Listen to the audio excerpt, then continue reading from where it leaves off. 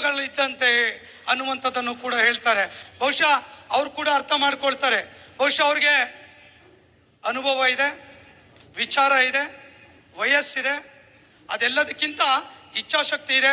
ಅದೆಲ್ಲದಕ್ಕಿಂತ ಈ ರಾಜ್ಯದ ಸರ್ಕಾರಿ ನೌಕರರು ಕೂಡ ನನ್ನ ಕುಟುಂಬ ಅನ್ನುವಂಥ ಭಾವನೆ ಸನ್ಮಾನ್ಯ ಮುಖ್ಯಮಂತ್ರಿಗಳಲ್ಲಿದೆ.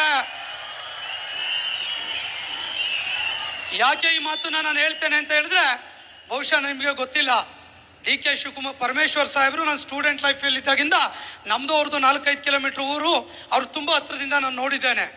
ಆದರೆ DK ಶಿವಕುಮಾರ್ ಅವರು ನನಗೆ ಪರಿಚಯ ಇರಲಿಲ್ಲ. ನಾನು ರಾಜ್ಯದ ಅಧ್ಯಕ್ಷನಾಗಿದ್ದೆ. ಅವರು ಮೇ 2023ರಲ್ಲಿ ಉಪಮುಖ್ಯಮಂತ್ರಿಯಾಗಿ ಅಧಿಕಾರವನ್ನು ಸ್ವೀಕರಿಸ್ತಾರೆ. ನನ್ನ ಜೀವನದಲ್ಲಿ ನಾನು ಮರೀಲಿಕ್ಕೆ ಸಾಧ್ಯ ಇಲ್ಲ. ಫಸ್ಟ್ ಕ್ಯಾಬಿನೆಟ್ ಸಿದ್ದರಾಮಯ್ಯ ಸಾಹೇಬ್ರು ಅವರು ಕ್ಯಾಬಿನೆಟ್ ಮಾಡಿ ಕ್ಯಾಬಿನೆಟ್ ರೂಮಿಂದ ಆಚೆ ಬರ್ತಾರೆ. ಪ್ರೋಟೋಕಾಲ್ ಪ್ರಕಾರ ನಾನು ಹೋಗಿ ಅವ್ರಿಗೆ ಬೊಕ್ಕೆಯನ್ನು ಕೊಡಬೇಕಾಗಿರುತ್ತೆ. ಬೊಕ್ಕೆಯನ್ನು ಕೊಡ್ಲಿಕ್ಕೆ ಹಿಂಗೆ ನಿಂತ್ಕೊಳ್ತಾನೆ. DK ಶಿವಕುಮಾರ್ ಸಾಹೇಬರು ನಮಗಿಂತ ಓವರ್ ಸ್ಪೀಡ್, ಅವರು ನಡಿಬೇಕಾದ್ರೆ ತುಂಬ ಸ್ಪೀಡಲ್ಲಿ ಹಿಂಗೆ ಹೋಗ್ತಾರೆ. ನನ್ನನ್ನು ನೋಡ್ತಿದ್ದಂಗೆ ಅದೇ ಸ್ಪೀಡಲ್ಲಿ ವಾಪಸ್ ಬಂದು ಬೊಕ್ಕೆ ಇಸ್ಕೊಂಡು, ನೀನು ಅಧ್ಯಕ್ಷನಾಗಿ ಇಲ್ಲೆಲ್ಲ ಬೊಕ್ಕೆ ಕೊಡಬಾರ್ದು, ನನ್ನ ಮನೆಗೆ ಬಂದು ನೀನು ಬೊಕ್ಕೆ ಕೊಡಬೇಕು ಅನ್ನುವಂಥ ಮಾತನ್ನು ಮಾನ್ಯ ಮುಖ್ಯಮಂತ್ರಿಗಳು ಹೇಳ್ತಾರೆ. ನನಗೆ ಅವಾಗ ಅನ್ಸುತ್ತೆ, ಈ ರಾಜ್ಯದ ಸರ್ಕಾರಿ ನೌಕರರಿಗೆ, ಸಂಘಟನೆಯ ನಾಯಕರಿಗೆ ನಿಜವಾದ ಗೌರವ ಕೊಡುವಂಥ ನಾಯಕ ಯಾರು ಅಂದರೆ ನಮ್ಮ ಮುಖ್ಯಮಂತ್ರಿಗಳಾಗಿರುವಂಥ DK ಶಿವಕುಮಾರ್ ಅವರು ಅನ್ನುವಂಥದ್ದು ಹೇಳಿ ಬಯಸ್ತಾನೆ. ನಮ್ಮ 2 ಡಿಮ್ಯಾಂಡ್ ಅಷ್ಟೇ ಸರ್, ನಾವು ತುಂಬ ಡಿಮ್ಯಾಂಡ್ ನಿಮ್ಗೆ ಹೇಳೋದಿಲ್ಲ.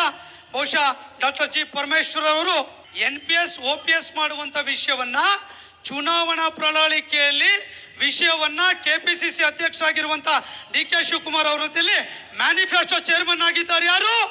Doctor G. ಪರಮೇಶ್ವರ್ ಅವರು ಅನ್ನುವಂಥದ್ದನ್ನ ನಾವ್ಯಾರು ಕೂಡ ಮರೀಲಿಕ್ಕೆ ಸಾಧ್ಯ ಇಲ್ಲ. 5-6 ರಾಜ್ಯಗಳಲ್ಲಿ OPS ಜಾರಿಗೆ ತಂದುಬಿಟ್ಟಿದ್ದಾರೆ. ನಮ್ಮ ರಾಜ್ಯದಲ್ಲಿ ಸಿದ್ದರಾಮಯ್ಯನವರು ಮುಖ್ಯಮಂತ್ರಿಗಳಿದ್ದಾಗ 5 ಜನ ಅಧಿಕಾರಿಗಳ ಸಮಿತಿಯನ್ನ ರಚನೆ ಮಾಡಿದ್ರು. ಇದೇ ವೇದಿಕೆಯಲ್ಲಿ ಮುಖ್ಯಮಂತ್ರಿಗಳು ಘೋಷಣೆ ಮಾಡಿದ್ರು ಸಿದ್ದರಾಮಯ್ಯನವರು.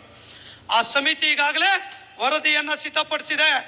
ಆ ವರದಿಯನ್ನ ತಾವು ಸ್ವೀಕಾರವನ್ನ ಮಾಡಿ ಅದನ್ನು ಅಂಗೀಕರಿಸುವ ಹಂತಕ್ಕೆ ಇವತ್ತು ಬಂದಿದೆ.